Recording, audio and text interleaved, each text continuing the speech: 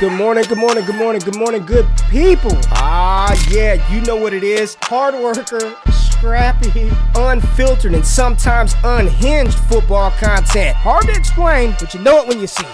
Doing it daily our way. I don't know what you're talking about right now. Redraft and Dynasty Fantasy Football, we got you covered. You know their defense is ranked like 31st in the NFL? NFL draft prospects and rookies? Now you know you in the right place for that. Absolutely. All right, then stop saying it. Then we're done. And prop bets with my man Jay Rich. Count that money, man. Now wipe the crust out of your eyes, get you a cup of coffee. It's time to wake your ass up with Ray G. You honestly are making absolutely no sense and you sound silly as hell. Yes, let's get it. Good morning, good morning, good morning, good morning, good morning, good people. It's Friday, July 29th, 2022. Y'all decided to wake y'all asses up with Ray G, and for that, I appreciate you. I'm excited.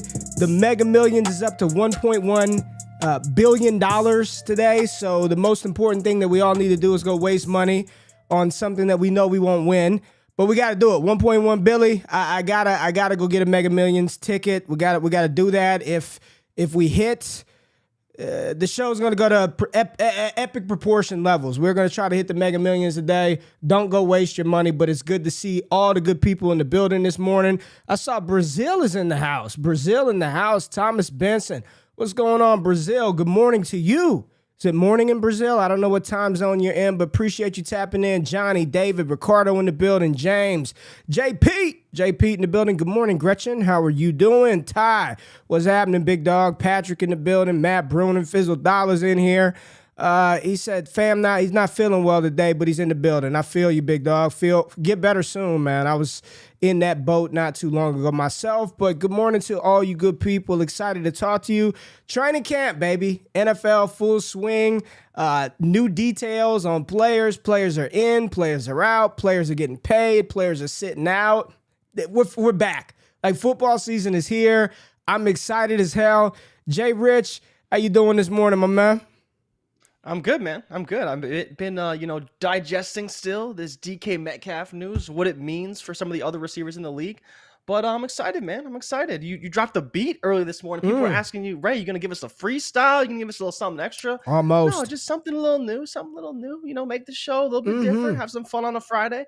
But that was good, man. I'm excited. You see all people talking about you rocking the chain.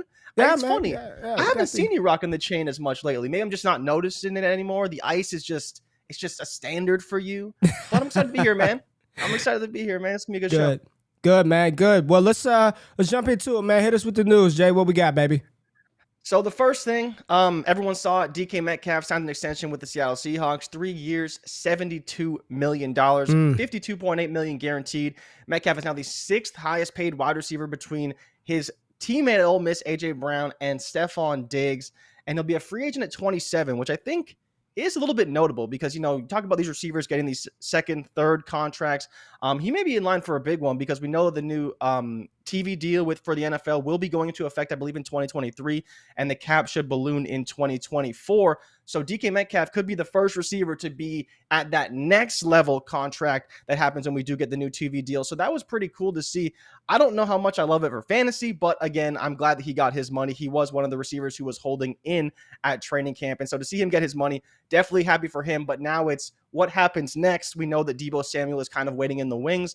And how does that ultimately shake out for him? Because I'm sure he wants to be paid as a top 5 receiver. But is he really going to get paid more than A.J. Brown and DK Metcalf? I don't know, but it's another data point for the San Francisco 49ers and Deebo Samuel to work with. And I think it is worth pointing out that Deebo Samuel and DK Metcalf do actually have the same agent as well. So I'm sure they're trying to broker a similar deal for both those guys. And they were kind of waiting to see who's the first one to sign. And it is DK Metcalf for a 3-year, $72 million extension. Now, Ray, I'm sure you saw this about Zion Williamson and his contract with Kyler Murray's being leaked. Zion Williamson apparently has a stipulation in his contract where he has to be under 295 his combined weight and body fat percentage. Now, again, people can say, oh, well, that's stupid and blah, blah, blah. But again, where this is different from the Kyler situation for me is that this dude's been injured for the majority of his career and still got this contract extension. So if I was them, I would be doing it because for people who don't understand is that the NBA, has a body archetype that works in the NBA. And Zion is so far off the spectrum of what that curve looks like in the NBA that he really does need to figure out a way to get his body right for the NBA game to remain healthy for you the mean length of this his is career. not this right here is not the optimal body size for an Well, NBA I think player? that's a little bit bigger than what he probably is now. But yeah, it's not quite where you want to see an NBA player, unfortunately. That's more left tackle Lenny pre-training camp plus about 40 pounds for people to get some reference between the NFL and the NBA. But yeah, so there's a stipulation in his contract. He can lose some of his money. Of course, his contract is fully guaranteed, right? So that is a big factor as well. But it's kind of similar to the Joel Embiid contract. He had an injury clause in his contract as well because he was injured a lot throughout the early parts of his career. Now Zion, we'll see if he can get in shape, but ultimately he does need to get in shape if he wants to earn all of that money that he was guaranteed by the New Orleans Pelicans. I think he can do it, but it's weird to see a guy come in at 280 because he's just so far off the spectrum as an outlier. I remember watching a video about it. It is insane how far outside of the traditional linear curve that NBA players are on for their weight and for their height. And his BMI is just through the roof. But either way, Zion, we'll see what happens. The other report was that Kyler Murray, his independent study contract clause the addendum was removed from his contract after the firestorm created by whoever leaked it. Part of me now thinks that maybe it was his agent who leaked it because obviously what cascaded and what happened because of it. I'm like, maybe he did leak it to kind of, again, like I talked about on the show, it really looked bad on the Cardinals because it just pointed a lot of slander towards Kyler Murray, maybe unfairly. And the statement by the Cardinals was, after seeing the distraction it created, we removed the addendum from the contract. It was clearly perceived in ways that was never intended. Yeah, right. Our confidence in Kyler Murray is as high as it's ever been, and nothing demonstrates our belief in his ability to lead this team more than the commitment reflected in his contract. Sort of believe it, sort of don't believe it. But either way, it's been removed, so now Kyler can game as much as he wants. He doesn't have to worry about his studying. He can just focus on football, do what he normally does. Isn't that wild, man? I'm with you. I kind of think the agent leaked that, and yeah, man, that's they signed the deal a few days later. All of a sudden, there's this report about this independent study, and now the Cardinals don't have the balls to keep it in there. They remove it because of all the backlash they got. I don't know, man. I thought that this morning. I was like, maybe. And then on top of that, Ray, the last piece of news is that the MLB trade deadline is on Tuesday. So we may have some news on Monday, but the two things I want you to know is Juan Soto, right, the star outfielder for the Washington Nationals, could be traded this weekend. It could be traded before Monday, but likely if he is traded, it will be at the last minute. And then your boy, Shohei Ohtani, Mr. Double-Digit Ks himself, may also be on the trade block. Apparently, the New York Mets reached out to the Angels over the past couple of days to see the availability of Ohtani. And it's important to remember that Ohtani is, a free agent in 2 years, right? So the Angels have him for this season and next season, but I believe he's a free agent after that. And the reason why this is coming up is because Jeff Passan of ESPN, their baseball insider, was comparing what Ohtani should get on the open market based on his statistics. And he was compared to Max Scherzer, the star pitcher for the New York Mets, and his stats really mimic Max Scherzer's. Max Scherzer's paid $43.5 million as a pitcher, and then Ohtani's stats as a batter are reflective of Matt Olson of the Atlanta Braves, and I believe Matt Olson makes another $23 million. So on the open market, Ohtani is worth statistically about $64.5 million per season, and I don't know what he's paid. I think he's paid like 15 or something like that. So it's another point where maybe Ohtani could be on the move because the Angels are going nowhere fast. They have Mike Trout, Ohtani, two generational players, but I mean, it's crazy to think that they're so bad, no hope in the playoffs. But that's the big news over the past few days. I'm hoping we get Soto traded because he's going to get a haul in baseball, probably like we've never seen. It could be pretty crazy. Appreciate it, man. Yeah, the Kyler Murray thing is wild. Like, he came out and said it was disrespectful, and I'm like, you signed the deal. You signed it. You saw it, and you agreed to it. Like, what do you mean it's disrespectful? Where there's smoke, there's fire, man. Like, that shit didn't just magically end up in his contract for no reason. Like, it didn't just fall into his contract, right? Somebody put that in there, and it's interesting why it got leaked, who leaked it, and then the fact that the Cardinals said, all right, we'll pull this out of your contract. It's the strangest damn thing I've ever seen, man. And talking to a lot of people who are in the know in the NFL circles, that wasn't a mistake. They put that in there for a reason because clearly he does not do the level of preparation that somebody within that organization thinks that they should. But, you know, on Wednesday's show, you said it was a bad look on Arizona to give Kyler that clause in his contract. And I disagreed with you. I think it was a smart move by Arizona, but it was a bad move by Arizona today to pull it that fast. Like, they just look weak and soft. Like, you put it in there, leave it in there you put it in there for a reason, because you had questions about the level of preparation that he puts into games, man, and then you pull it out. It's strange, Jay, but appreciate that. And we got a lot of training camp stuff to get to.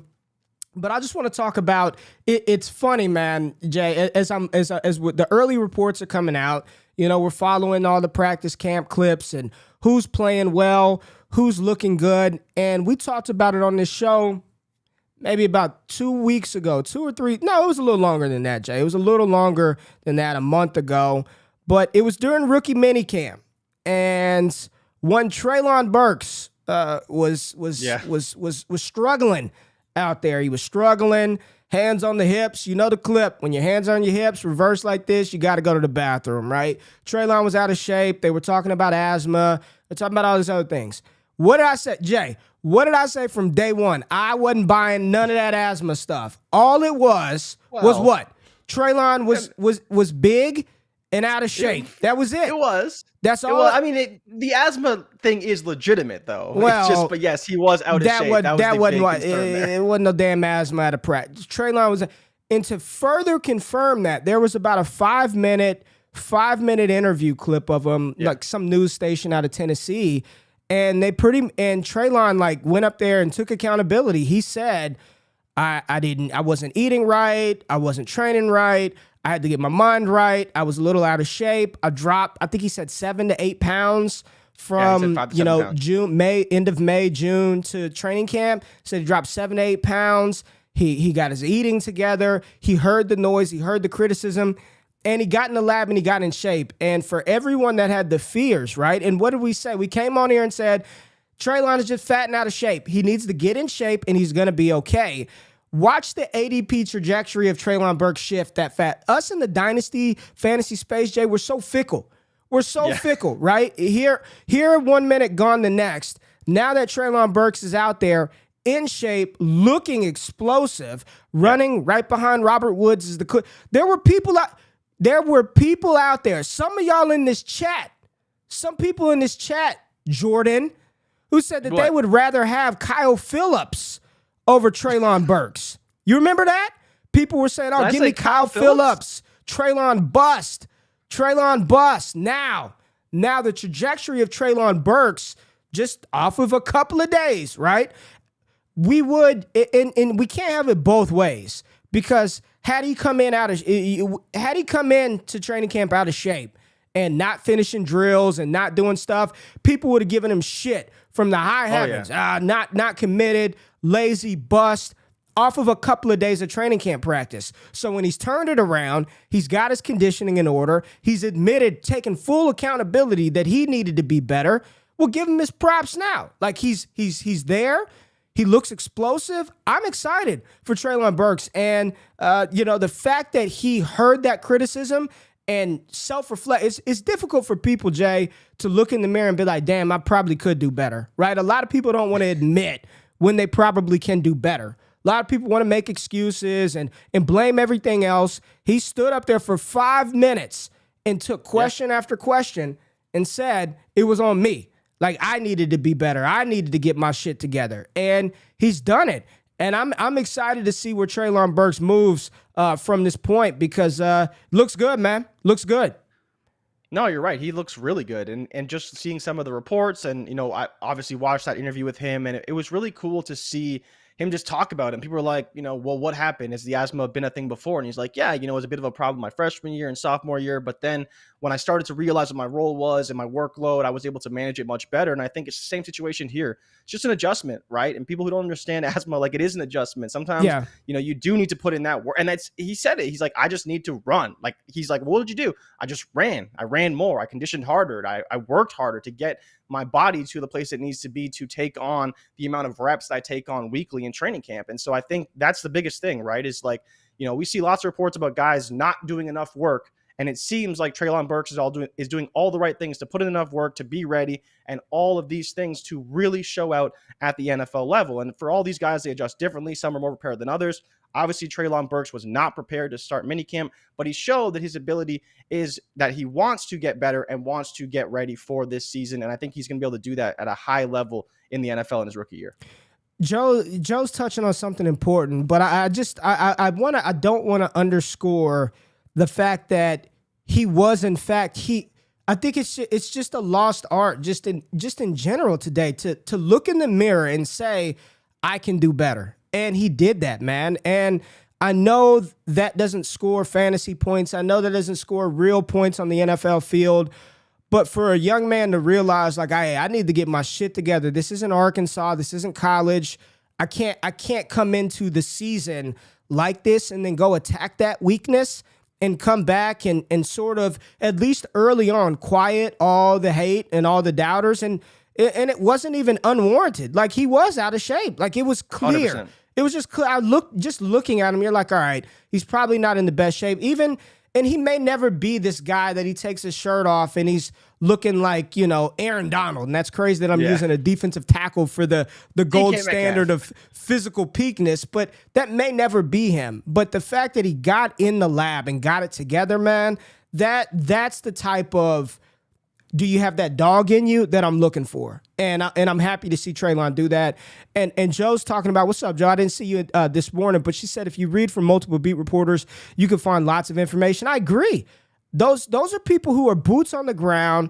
They're at the practices. They're watching. There may be some bias because that's the team that they cover, but they are providing a level of detail and a level of what they see that we don't, right?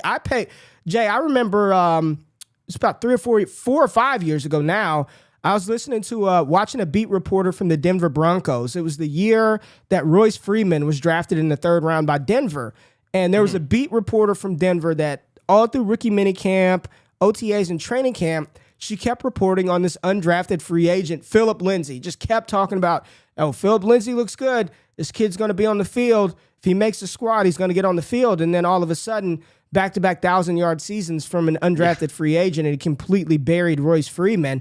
And I picked him up off waivers for free, and it was strictly because of this beat reporter from Denver just constantly talking about this young kid, Phillip Lindsay. So I do think there's a lot of information that you can gain.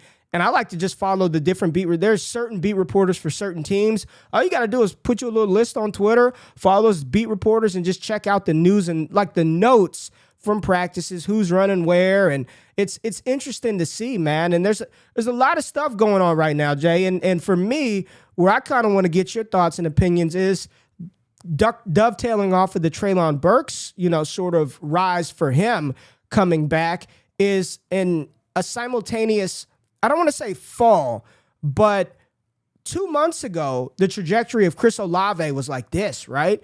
Because Michael Thomas's career was over. Michael Thomas wasn't going to play. Alvin Kamara was about to be suspended.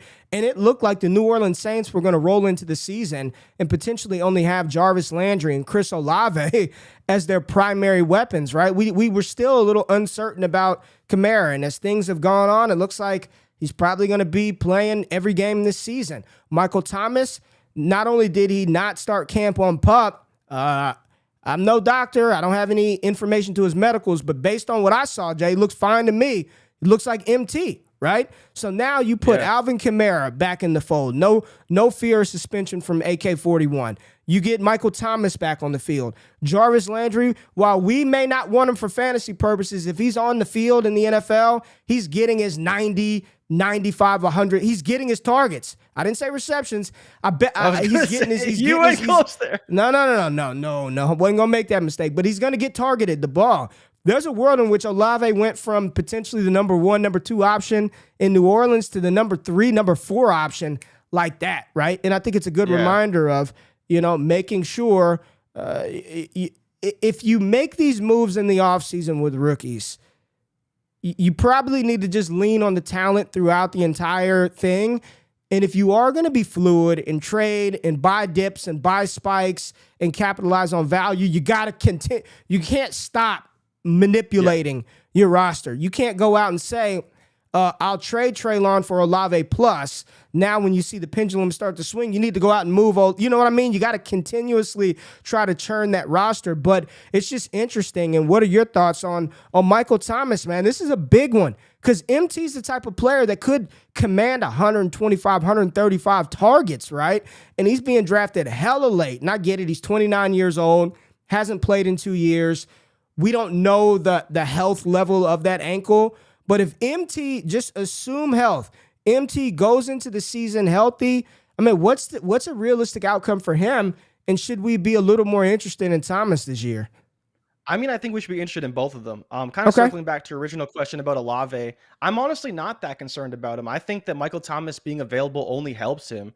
And it's mainly because I don't think Michael Thomas is going to do much going deep in this offense, right? I think that will be Chris Olave's role. While we didn't really project that initially in his evaluation, we saw that he could do it. You know, we saw that he can get deep a little bit in college, and it wasn't like he's doing it in this bummy school. He's doing it at Ohio State in the Big Ten.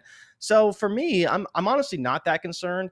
I think that I always kind of projected Olave somewhere around 80 to 90 targets anyways. I thought there was a world where he could get 100, you know, if type of things shake out for him.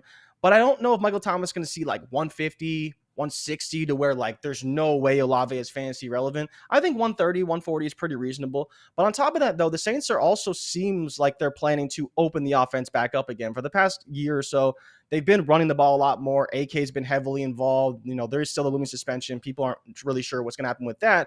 But in my opinion, I just think that they're all going to flourish. What happens with Jarvis? You know, he's probably low A dot, not really moving the needle too much, but he'll get his work, right? I think that's fine. But then you think about Thomas will be kind of the intermediate guy, and Olave will be the guy that goes deep. I think in a lot of instances, unless it's going to be Deontay Hardy, who ultimately does go deep as well. He's a deep threat, super fast.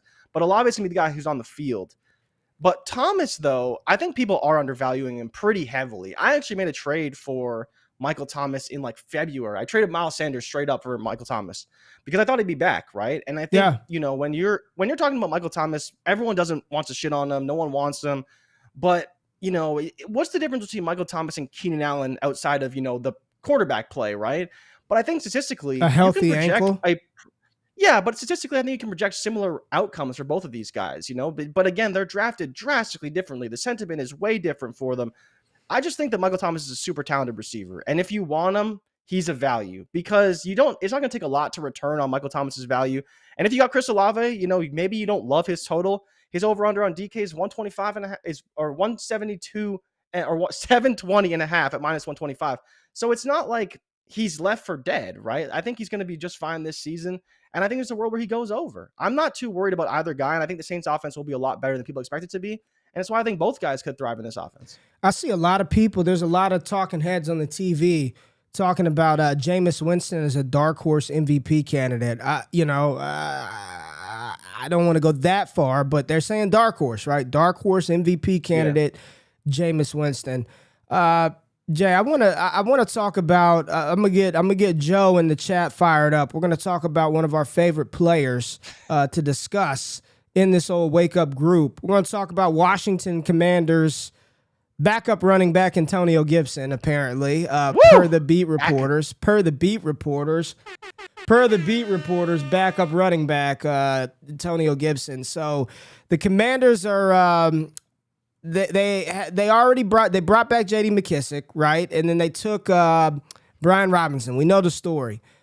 Antonio Gibson's not currently practicing for the Washington Commanders. Yep. And all reports are Brian Robinson looks good. I'm just a messenger. I'm just a messenger. I'm just a conduit to deliver the news. Reports are he looks good. He's catching everything out of the backfield. He's explosive. I saw one beat reporter say he looks the part of what Washington needs as a true running back. That's like that's what I'm reading. Jay, this is a great. It's an interesting dichotomy because I don't think it's an indictment on Antonio Gibson per se. Like I don't think anybody is saying Gibson's a bad running back. But I've tried hard, man, to defend this Gibson thing. Can't do it. I just don't see it ending well. If you're Washington, this is Antonio Gibson's going into his third season as the running back? I think so. Third yeah, or fourth season? I think it's his third season, 2020. Like, if Brian Robinson is in fact serviceable, he's reliable. He's going to be where he needs to be. He can catch the ball in the backfield. He's good on third down situations. He can, like, why would Washington even pay Gibson? Like, I just let him go. From a football standpoint, I'm not talking no fantasy shit. I'm not talking no ADP. I'm just talking about why. You know, if they think that this dude is a comparable running back, right, and maybe even a little better in certain aspects, I'm concerned, man. I'm seeing Miles Sanders' trajectory, Josh Jacobs. I'm concerned, man. I think it's. I love Gibson. I don't know where it went wrong. I don't know if it was the expectations that Ron Rivera threw out there talking about some CMC. I don't know what it is, but he ain't on the field. B-Rob, it's its opportunity to kind of show up and show out. This is going to be a problem. Jay, there's no denying it. This is going to be a problem. I mean, Ron Rivera's quote was, he's a big, strong, powerful downhill runner, more so than anything else. Rivera said of Robinson, he does have a little bit of shake in him, talking about Brian Robinson. I don't know about all that. Antonio is a little more elusive guy off the edge, where with Brian, we can take him inside or we can take him off the edge. That's basically Ron Rivera saying that Brian Robinson is a more complete runner of the football than Antonio Gibson, which is not that difficult to believe given the fact that Antonio Gibson is not a running back not a classically trained running back. He's a wide receiver that he played at Memphis. So to know that Brian Robinson's better than him at running the ball, not shocking coming out of Alabama. But I understand people are concerned. I understand people don't like Brian Robinson. But at the end of the day, you have to just read the reports for what they are.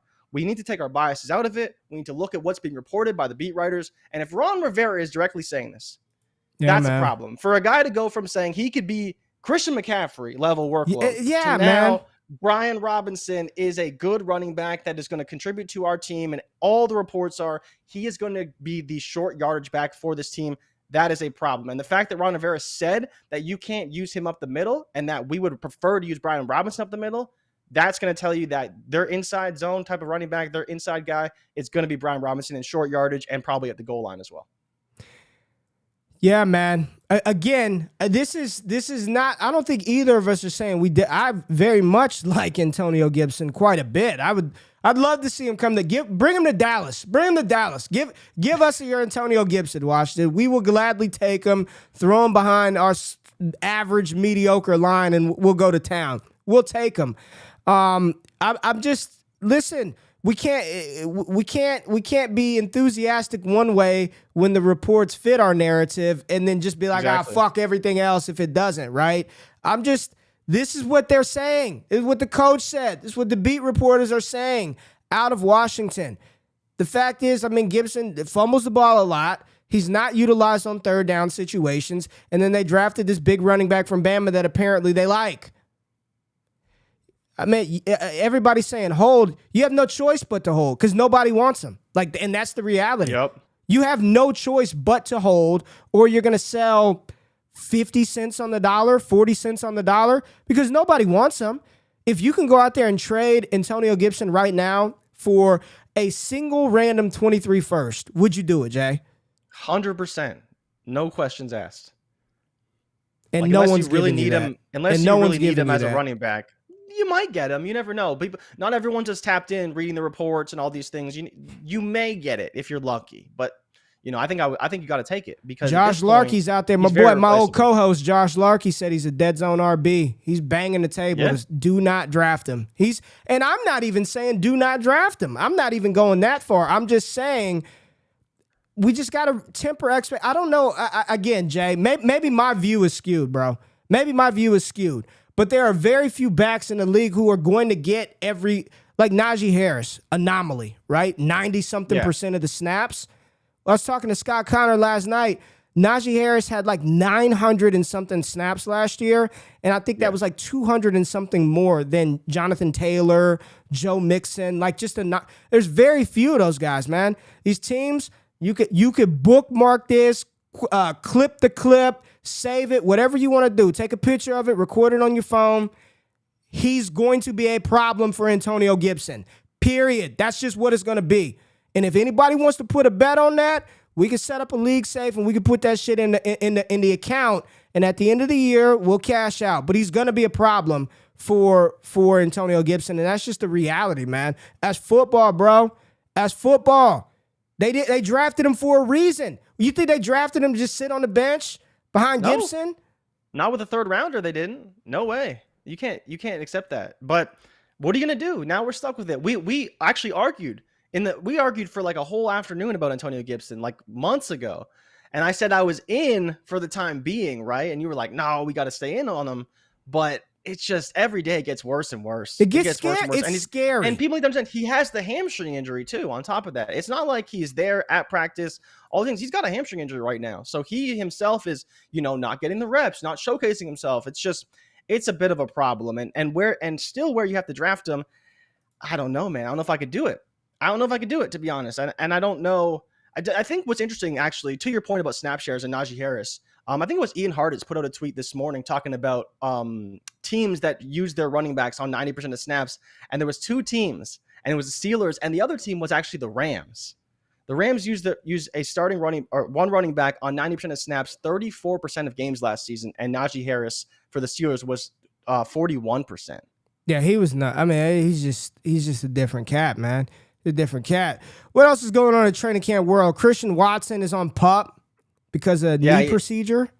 Yeah, he had a knee procedure prior to training camp. And so this actually talked about a few days ago, but we'll see what happens with Christian Watson. But this is not good.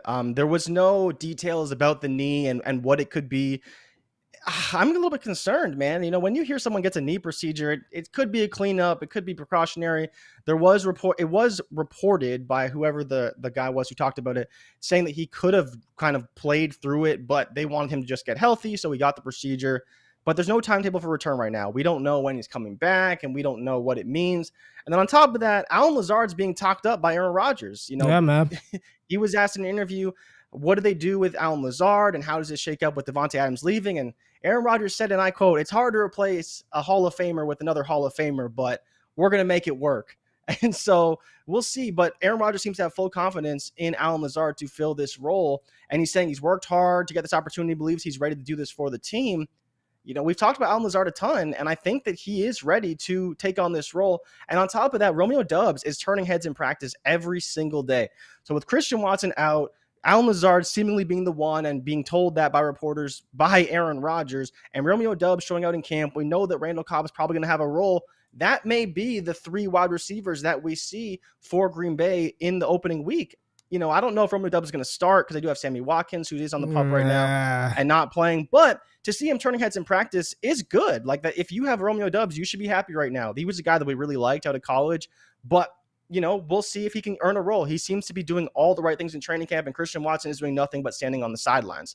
I think that's a problem for Christian Watson right now if you drafted him. Well, luckily I didn't draft him, so I don't have to worry about that issue. Lamar Jackson said there's going to be a cutoff point to these contract talks, and every day all these players getting paid, and Lamar still hasn't gotten his bag yet, so that's going to be interesting. I think one of the a team that I'm interested to see, Jay, that I'm excited to kind of see the evolution of this team, and I don't think they've got the quarterback that's going to lead them to any kind of promised land, but I'm interested and excited about the damn Giants, man. I'm seeing Giants practice clips where they actually putting players in motion.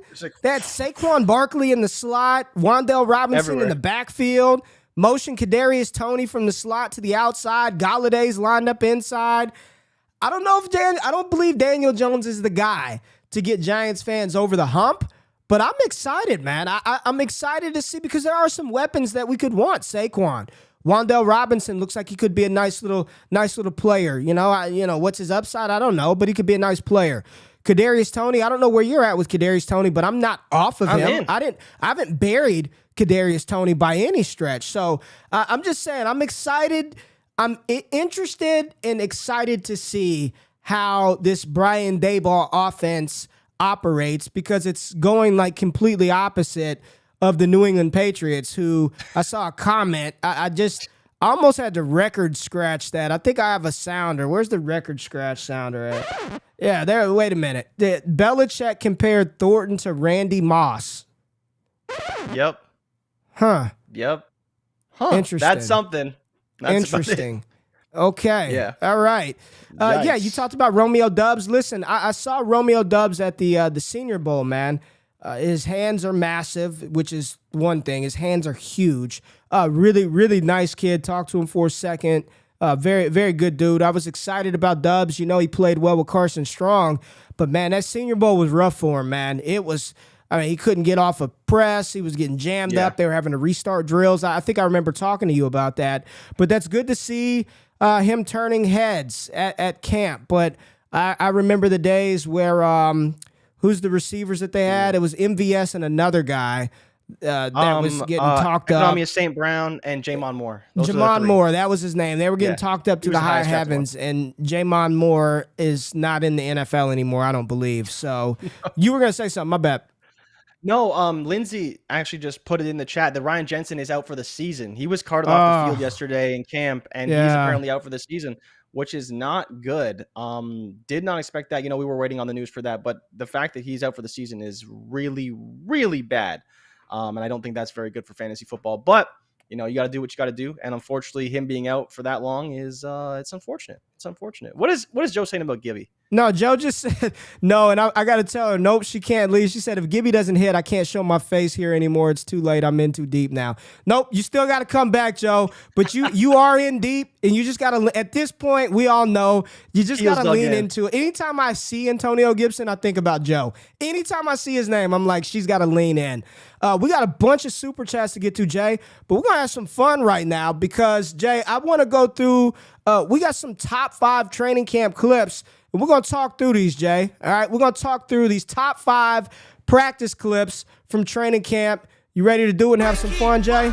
Yes, sir. Let's get it, baby. Jamar Chase, numero 5, already burning. Eli Apple down the field, underthrown ball, no Joe Burrow. But Chase, how you liking on Jamar versus Eli right here, Jay? It's what you expect. Barbecue chicken. Eli's Barbecue not even playing chicken. his zone. Oh my God. Just easy, right? And it doesn't even look like Jamar. And then he's dancing, talking shit to him on his way to the end zone. Jamar Chase, number 5. And let's go to number 4. YOLO Wentz, off his back foot. Yeah, man. Nice catch by Dotson.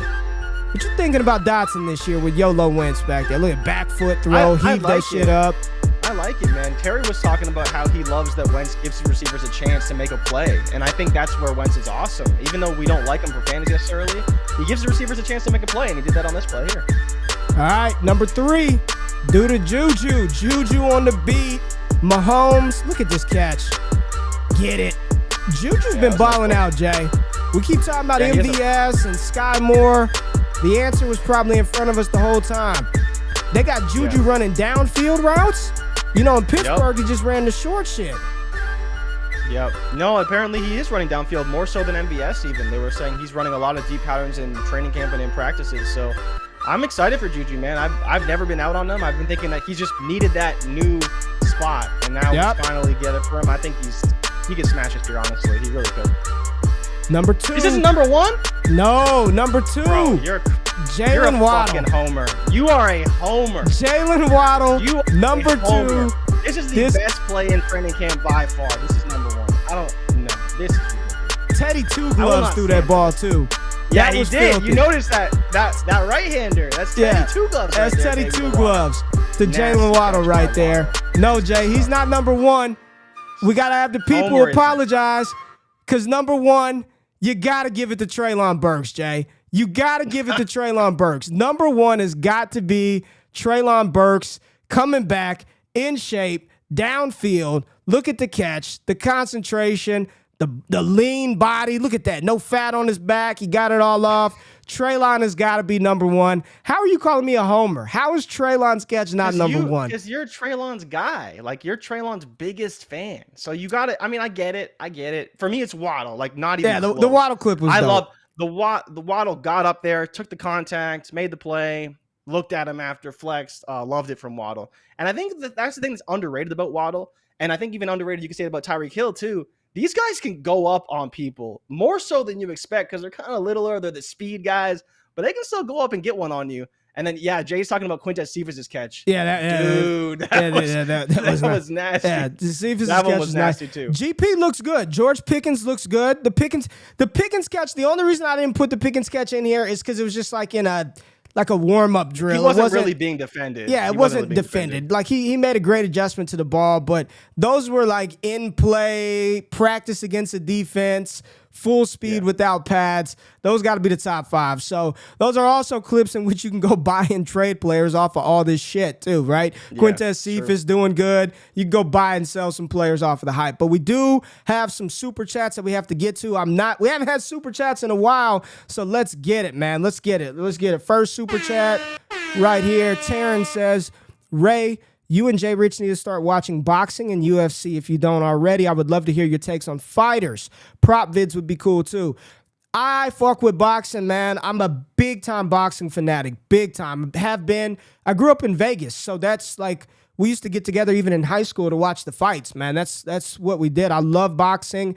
Don't know a ton about UFC, but I heard there is a lot of edge over there on the prop side of that, but appreciate you saying that, man. Yeah, I fool with boxing, man. So we could talk some some fighters when the big fights come up, no doubt. We did a whole show with Jake Paul and was it Logan Paul and Mayweather, and that's not really boxing. We gotta wait for the Tank Davis Ryan Garcia fight that should come hopefully next year. Yeah, that's gonna be a good one. That's the fight I'm waiting for. That's and gonna be a good one. always bet on Gervonta Davis to knock out somebody. All right, here we go. Derek Blair's got one. Someone just dropped Greg Dulcich in the tight end premium league. How much fab should I spend? $3. Listen, Derek. First of all, Derek, you are a subscriber to the channel. You're tapped in to wake up. You sending super chats. I love you. Ask another. We are not the fab budget analysis here. We are probably not going to give you the best advice on fab. Do we want Greg Dulcich that badly that we're going to spend a ton of fab on him? No. I don't think not that. No, not that badly. But if he's on waivers, I'd pick him up. I'd spend a couple of bucks on him. Like. Throw in a 3% bid or a 2%. There you Nothing go. Crazy. Jay Rich, the fab expert on the show. Good shit, man.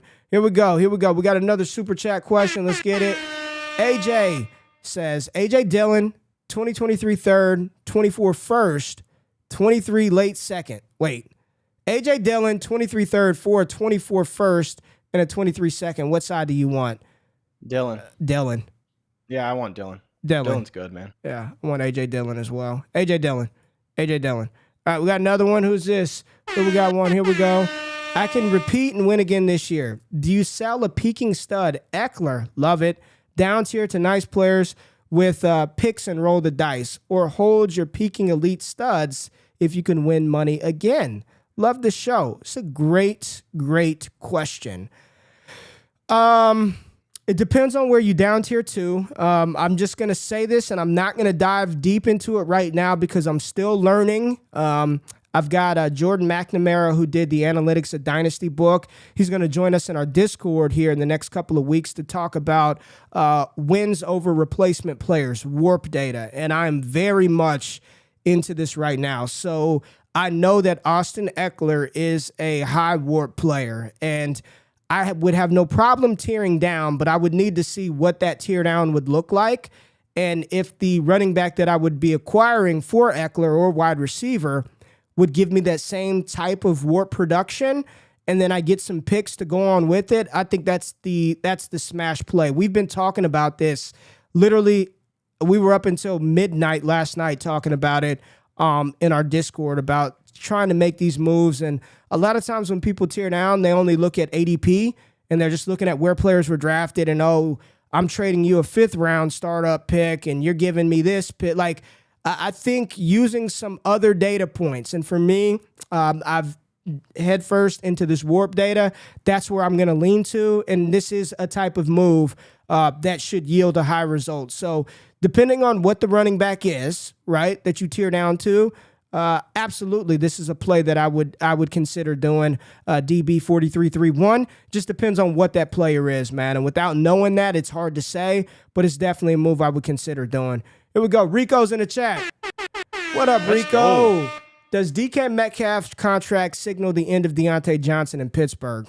Jay, what you think? I mean, I think they already said that, so I don't expect much to change. He isn't practicing in full. He's kind of somewhat in, somewhat out of practice so far. Him and Deebo Samuel are the guys that are still kind of holding out. Deebo should get his deal done. I believe it was reported on Pat McAfee's show by Carolina Reporter beat writer Sheena Marie, said that it should be done over the weekend. It was actually kind of waiting on Metcalf to see what happens with that. I think Johnson's not going to get a deal, man. I think they've already talked about that. I believe there was reports that Dallas had a standing offer of a second for Deontay Johnson. Just kind of whenever. Yeah, that was apparently reported, I forget by somebody, but they were saying that apparently Dallas offered a second straight up at any time, just a standing offer on the table to Pittsburgh. I don't think they trade him, but I don't think he's going to get a contract either. I don't think they're going to pay him what he wants, and I think they've drafted players that have been looking pretty good already that probably will yield them doing that. They're talking about Calvin Austin looking good. Obviously, Pickens looking great. Claypool's still under contract for 2 more years. So I think they're going to let him walk, and he'll have to find a home somewhere else. And the chat did make mention that, the Ryan Jensen out for the year. I think we kind of glossed. They already lost a guard, I believe. Was it Ali Marpet or? Yeah, he retired, right? He retired. And then there was some question marks about Jensen coming back. And then he was like, he's committed. And then he leaves. Man, not good for Tom Brady, but I'm sure they'll figure it out. And somebody summoned the naked bot, and the naked bot is here, which signals it's time to get the hell out of here. Literally. Somebody literally just said, I haven't seen the naked bot. And then 4 seconds later, there we go. So whoever brought them in. We don't talk about the naked bot. Yeah, please let me know who did that so we can ban him or her from the chat moving forward. But we appreciate you tapping in this week, everybody. Jay, anything you want to say to people before we get out of here for the weekend? They said they like the clips, weekend. Man. They want more clips and music. They want more clips and music. I'm sure they do. Wakes them up on this Friday. Yes. But hope everyone has a good weekend, man. That's it. Watch some training camp highlights. Look out for those baseball trades, man. There could be some big ones. I'm hoping baseball trades and training camp highlights. Prop videos, baby. I'm with you. Prop videos. Tap into the channel. Tell your friends. Hit the comment. Hit the like button. Comment for the algorithm. Subscribe. We appreciate y'all tapping in with us this morning. Y'all have a great Friday. Have a fantastic freaking weekend.